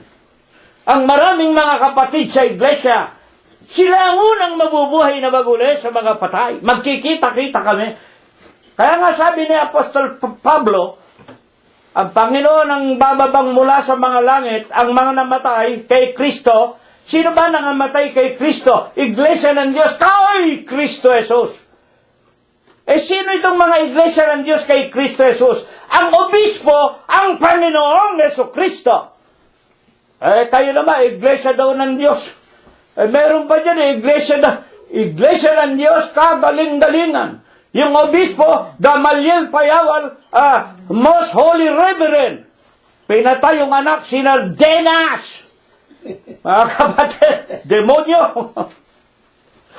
At ang wika ni Pablo, kung magkagayon tayong nangabubuhay pa, aagawing kasama nila sa mga alapaap. At kailan ang ikalawang pagkabuhay? Sa langit tayong mga banal. Maghahari ng 1,000 taon. Ito po yung tinatawag na 7th millennial in heaven. Ito yung tinatawag na sabat ng mga banal kasama ang Panginoon. Basahin ninyo Apokalipsis, Ito ang sabat natin, 1,000 years. Kasama natin ang Panginoong Jesucristo sa kanyang kaharian. And after 1,000 years, nakapagpahinga na tayo. Sabat bababa ang bagong langit, ang bagong lupa, at saka bubuhayin. Sino? Bubuhayin yung obispo ng kabanal-banala, pumatay ng kanyang sariling anak, sina Denas, at ang lahat ng kriminal, lahat ng iglesia, ang pinaniwalaan ng mga obispo, ang mga tao, ang kanilang sinampalatayanan. Mga utos, mga aral ng tao at ng mga demonyo. Pagkatapos na 1,000 taon, bubuhayin naman ang mga makasalanan at makikita ng mga makasalanan ang bagong langit, ang bagong lupa. Pipilitin nilang agawin. Sasampa sila sa bagong langit at bagong lupa. At alam ba ninyo, habang naroon tayo sa kaharian ng Panginoong Hesus, kasama tayo. Hahatulan ang lahat ng mga makasalanan, itatapon sa impyerno. Yan ang pagnangalit ng mga ngipin. Dagat-dagatan. nagniningas na apoy at asupre ang ikalawang kamatayan. Amen. Mga kapatid, ito po ang ating natutuhan. Wala na pong ibang Diyos. Kay Kristo lang, sa Panginoong Jesucristo lamang tayo makatitiyak ng ating mga kaligtasan. Inaanyayahan namin kayong lahat sa Iglesia ng Diyos. Magsama-sama tayo. Padala ninyo kami ng messenger. Kapatid na si Rilo, gusto na naming magpabautismo. Kahit na kayo naroon sa Alaska, naroon kayo sa Saudi Arabia, nasa China kayo, sumampalataya kayo, ang Panginoong Hesus gagawin ang paraan para magkasama-sama tayo, makatanggap kayo ng banal na bautismo. Ang Panginoon, ang Diyos, ang makapangyarihan sa lahat, walang imposible sa Kanya. Ito nawa ang ipagpala, ito nawa ibasbas sa atin ang Diyos, magmula ngayon at magpakailanman. Amen. Awitan po natin muli ang Panginoong Jesucristo. Ang aawitin natin ang bilang 118 sa ating himnaryo. Ika-4 na estropa po lamang at koro. Mamunguna sa panalangin si kapatid na Prospero Gonzales. Maghahandog ng abuloy si kapatid na DJ. Tatayo tayo. Ang Iglesia ng amang Diyos, siya lamang elinaw ko dito nga sa San Sino ko, si Jesus ang Haring lubos sa Iglesia na kulong ganting palay ibibigay ang nagbanal at nagbanal ang buhay na walang hanggan. Dakilang Panginoon po naming Diyos, Amang Banal, Ikaw po ang Diyos na pinakamakapangyarihan sa lahat. Amen.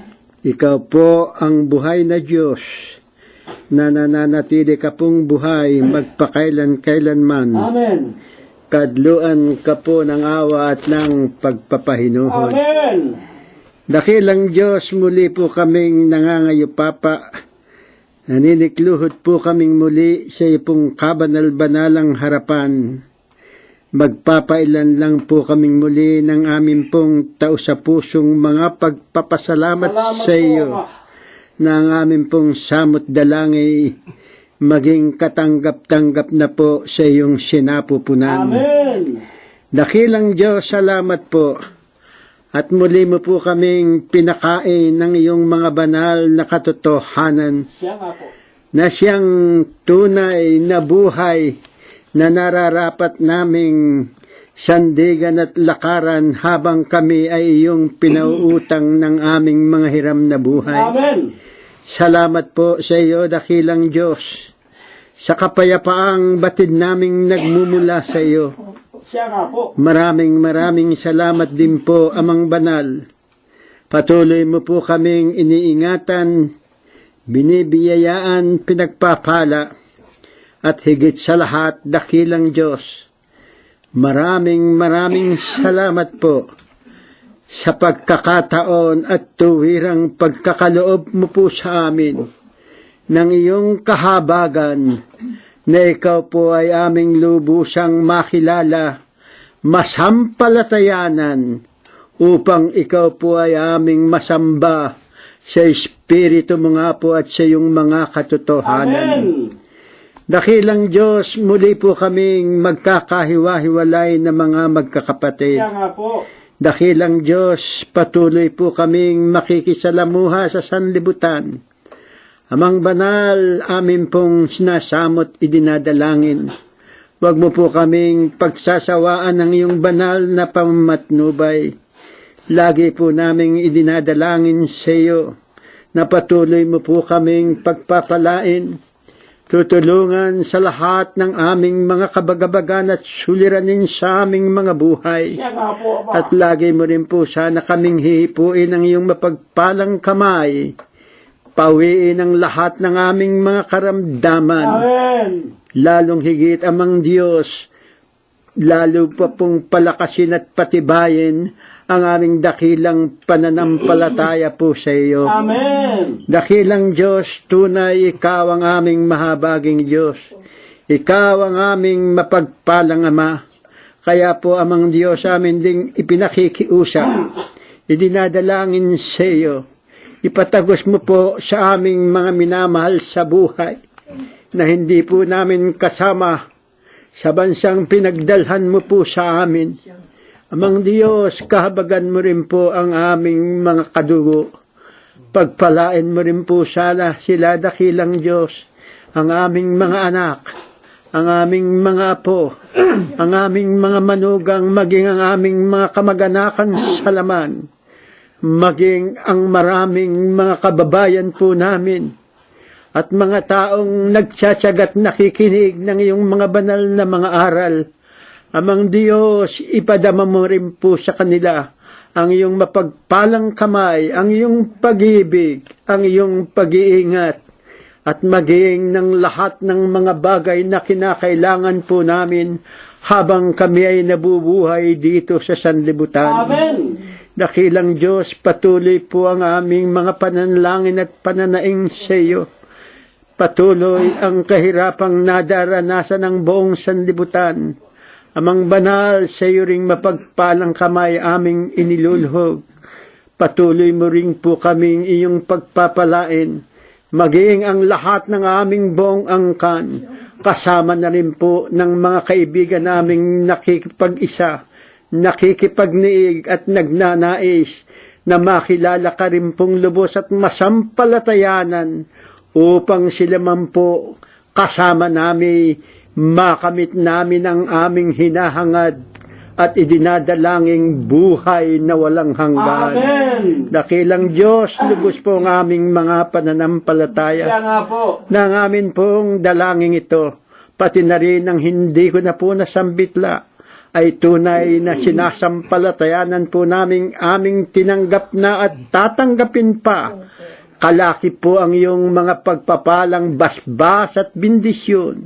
Ang pakikipisan po ng iyong banal na espiritu, gayon din po ang iyong walang hanggang kapayapaan sa loob at labas ng amin pong tahanan. Ang lahat po ng ito, dakilang Diyos, ay amin pong idinadalangin sa magitan po ng banal, malinis at dakila pong pangalan ng amin pong tagapagligtas, ang Panginoon pong Kristo Jesus, magmula po ngayon at magpakailanman. Amen. Diyos na makapangyarihan sa lahat, na nagbibigay buhay at lakas sa banal na gawain siyang tumawag at nagtiis ng hirap. Kaming lingkod mo ay nagpapasalamat sa kaloob mong buhay at lakas. Dalangin namin sa ay maging dapat tanggapin mo, Diyos. Diyos ko. Panginoon po naming Diyos, Panginoon Ama namin lubhang banal, makapangyarihan sa lahat. Ikaw po ang aming tanging Diyos sa pumapatnubay at sabat sa amin. Amen. Panginoon, muli sa hapon ito, Panginoon, kami pinanigurod sa iyong harapan at kami po nakinig pong mga ginito ang mga aral. Kaya po ang kami nagpapasalamat sa mga aral ito at sa iyong makabutihan sa basa sa amin. Tagapin niyo po sa iyong harapan ang masaraping amin na pagkanan. Nawa ito po ay magamit ng inyong kapangkasuwaan, makadugon Ama sa mga tao na nangailangan. Higit po, Panginoon, sana po ang mga salap ito maging kasangkapan sa pagkasig niyo maaral sa ibabaw ng sanlibutan. Amin lang po sasama, Panginoon, sa iyo na sa inyo huwag na huwag sa kasawaan at sa mga susunod linggo na aming buhay, makita kami naglilingkod at naman po ni walang bahay doon sa mga kapintasan. Amen. Muli, Panginoon, sa atin magkakalit kayo mga kapatid. Iba sa amin tutungo sa kanamatahanan, iba tutungo sa kanapaghanap buhayan. Loobin niyo po, Ama, marating namin ang lahat ng mga patutungong naligtas, lahat ng mga kapahamakan. Panginoon, marami kami kalama, dapat kami asa na may ito idadagdag sa amin. Kaya po, ng mga bagay, magalang po namin nihiling sa dakil pa ng Diyos Jesus na may Diyos sa dakil ng tagapagligtas. Amen.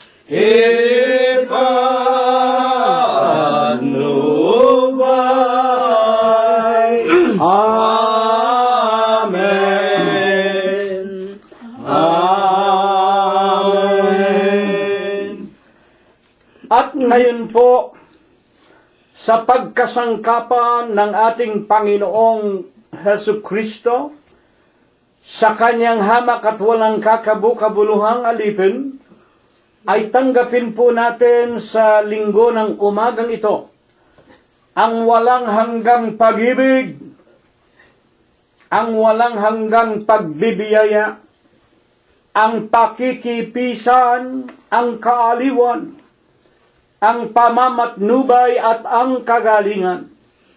Gayon din ang hindi maulatang banal na biyaya, basbas at bendisyon, pagliligtas at pagpapagaling ng kanyang banal na espiritu.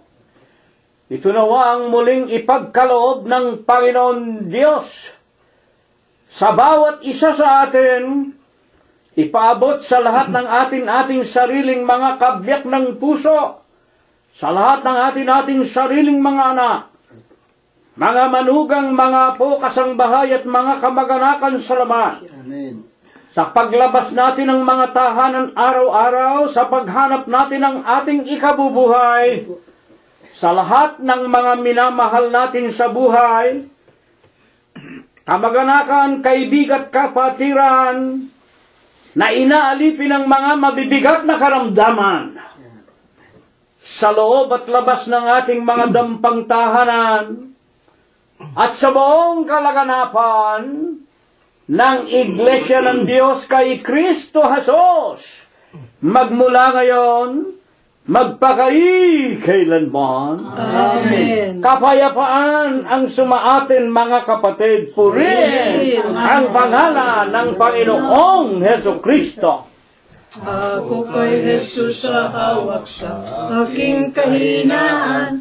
Si Jesus ang pag-asa at timulan.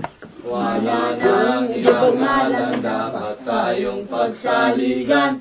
Diyos Kristo, Jesus, tunay na tunay. Ako'y hawak kay Jesus at tukoy lalaman. Ako'y hawak kay Jesus hanggang kamatayan. Ako'y hawak kay Jesus at hihiwalay ang